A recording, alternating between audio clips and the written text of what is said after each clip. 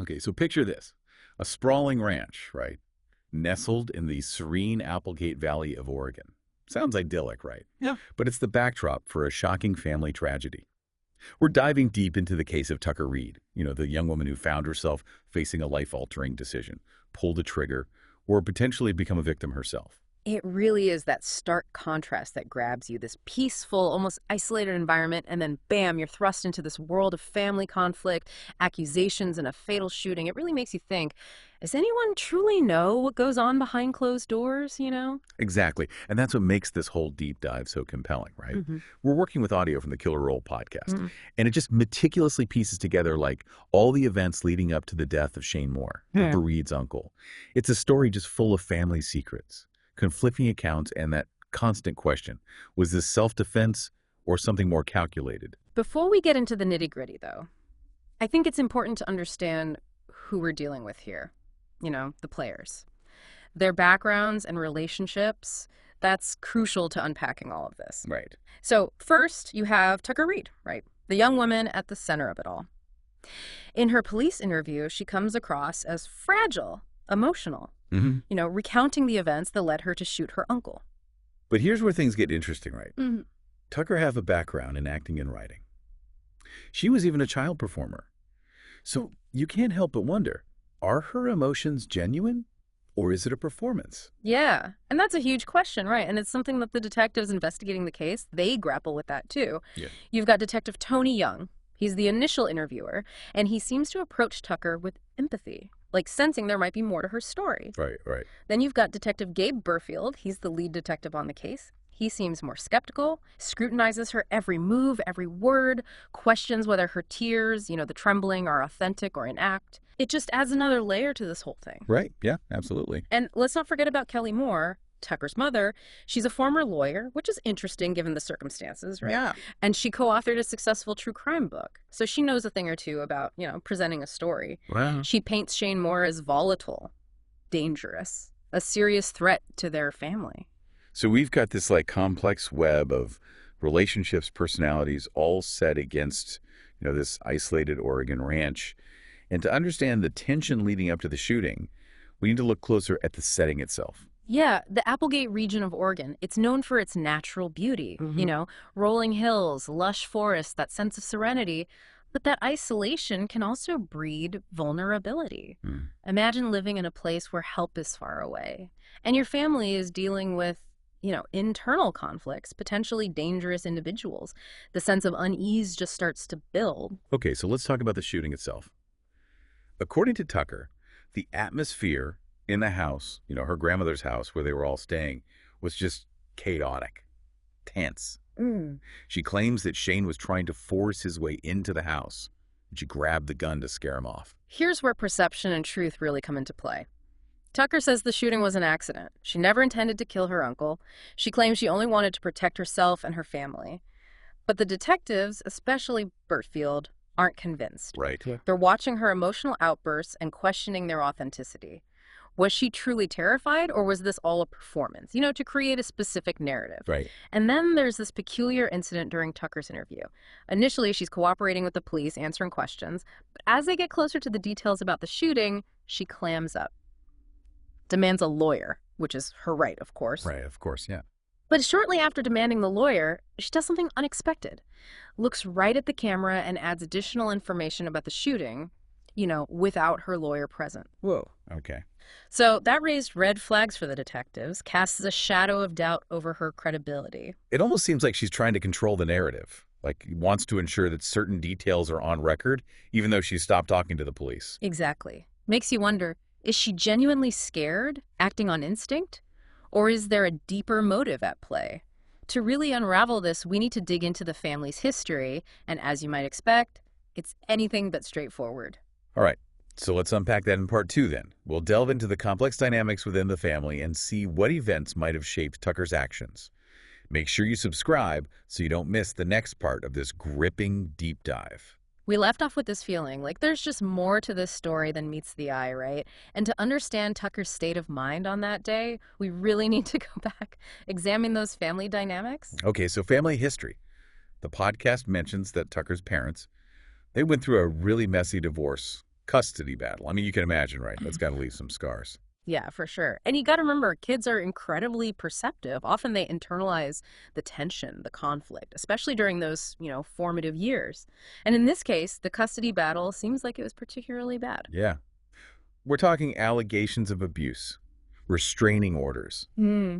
Kelly, the mother, ultimately wins sole custody of the children. That's got to have a lasting impact. Oh, absolutely. That kind of environment, all that turmoil, it can create a sense of instability, insecurity.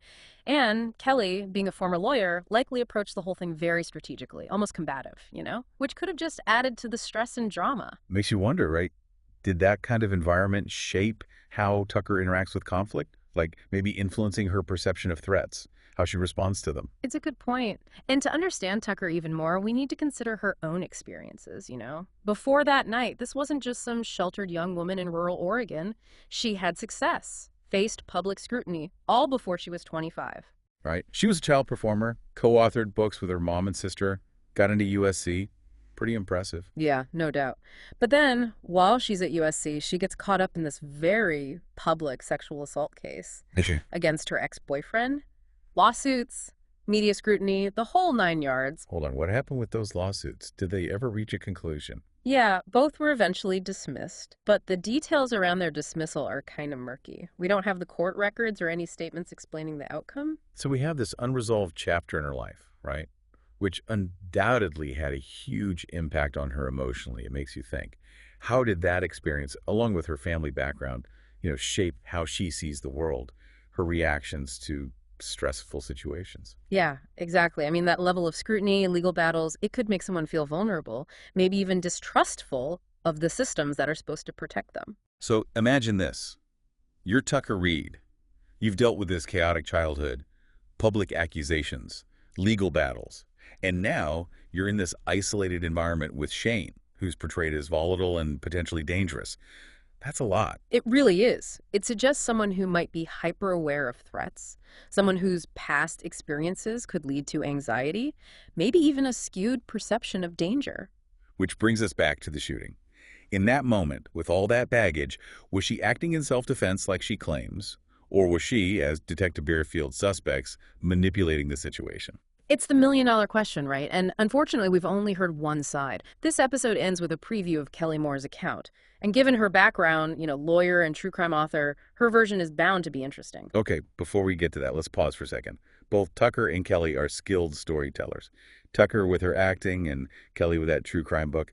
How might that affect their accounts? That's an excellent point. They both understand the power of narrative, how to craft a story that really resonates. So maybe consciously or not, they're shaping their versions of events, to get specific responses, whether it's sympathy or leniency from the legal system. So is Kelly going to back up Tucker's claims of self-defense?